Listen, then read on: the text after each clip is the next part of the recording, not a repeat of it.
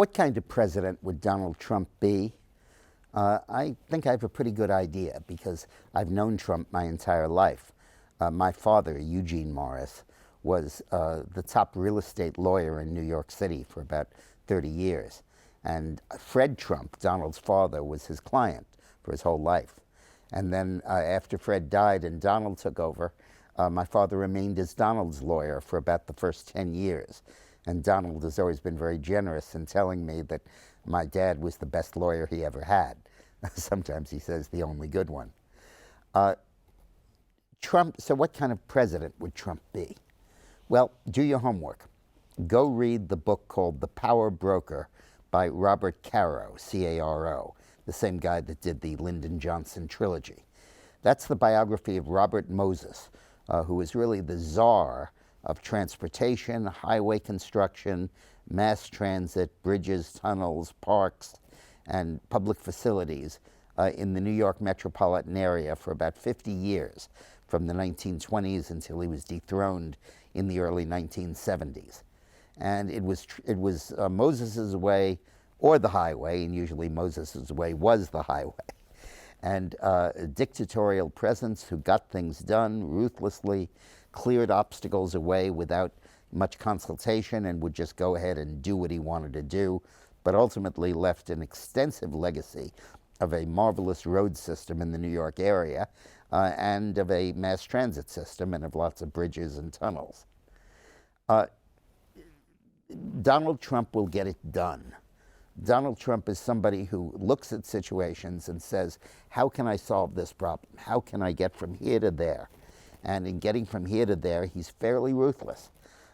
He doesn't care much about what ideology this is about. Is it government or free market or capitalist or socialist?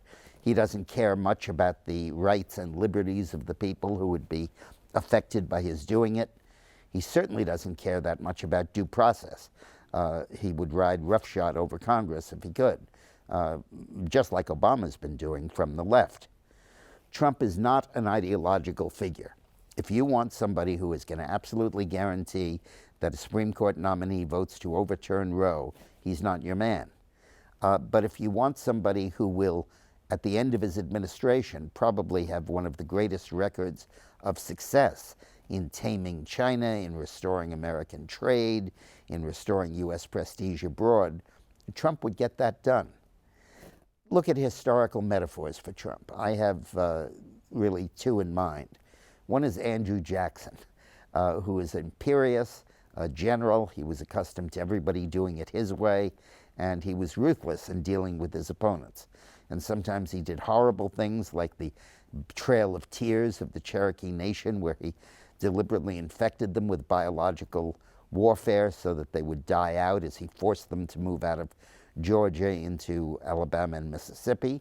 Or sometimes he did great things like snuffing out an incipient secession by South Carolina over the tariff and threatening military force, postponing the Civil War effectively by 30 years. I think the other metaphor is Lyndon Johnson. With Johnson, everything was personal. You were for him or you were against him. And if you were for him, you had to toe the line in this whole series of actions, go along with him and help him get it done.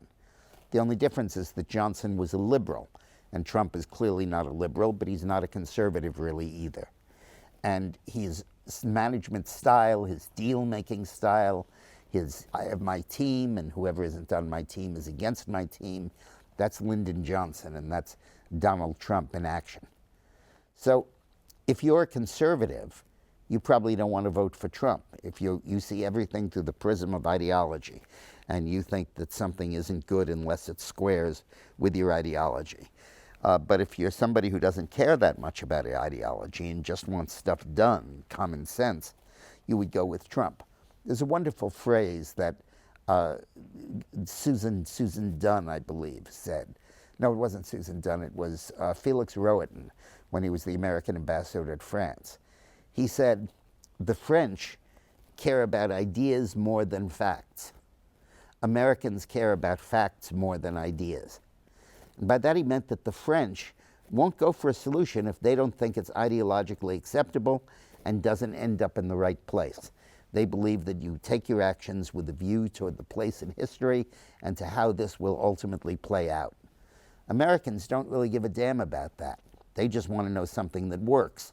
And if it has long-term consequences, well, we'll deal with it then. And they're much more concerned about facts than about ideas. Thanks for watching. And to get more on my view of politics, go to my website, my podcast.